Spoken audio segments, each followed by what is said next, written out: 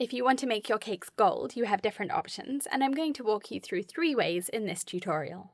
What all of these cakes have in common is that it's really important to get your frosting as smooth as you can before you start, because the gold will form just a thin layer over whatever shape you create for your cake. Chill the cake for at least 2 hours in the fridge before you use any of these techniques so that the frosting gets firm. Gold powder is my favourite way to achieve gold cakes. This is Prism Powder by Fancy Sprinkles, and you can use gold luster dust too.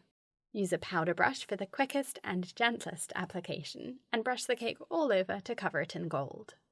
The frosting really needs to be firm before you do this so that the gold sits on top instead of mixing into sticky frosting. You can use a small paintbrush, but it will take much longer, and compared to a wide, soft powder brush, a smaller and stiffer paintbrush will be more likely to indent the frosting as you brush.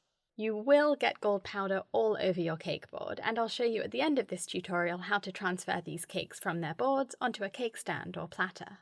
My discount code for this gold prism powder is in the video description. The next way to make a cake gold is by making glitter. Mix sugar with gold luster dust or prism powder, and the more gold you use, the more metallic and bold the gold will be. Slide an offset spatula underneath your cake to separate it from the cake board, and if it's cold, you'll be able to pick it up without damaging the frosting. I'm using cupcake cakes for these examples, and I have an online class on everything you need to know to assemble and frost and decorate gorgeous mini cakes, and you can click up here to take the class. Roll your cake in the bowl of gold sugar glitter, holding onto the top and bottom of the cake and sort of spinning it between your fingers to roll it back and forth and totally coat the sides of the cake in gold sugar. If your cake is bigger than a bowl, you can use a baking tray for this instead. For the top of the cake, you can flip the cake upside down or use a spoon or your fingers to press the gold glitter against the top of the cake. I'll show you the final step for this cake in a moment. The third way to make a cake gold is the most gold, and that's by using gold leaf, which you can buy on Amazon. Just make sure it's edible gold leaf, because you can buy non-edible versions for other crafts. Gold leaf is very delicate, and it will attach to any moisture, so don't touch it with your fingers. Use the backing paper it comes in to press the gold leaf against the frosting, and it will stick easily.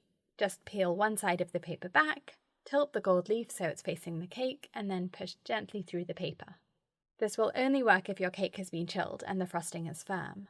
For frosting that doesn't get firm when it's cold, like whipped cream, you can apply gold leaf with a paintbrush to create gold accents rather than complete coverage.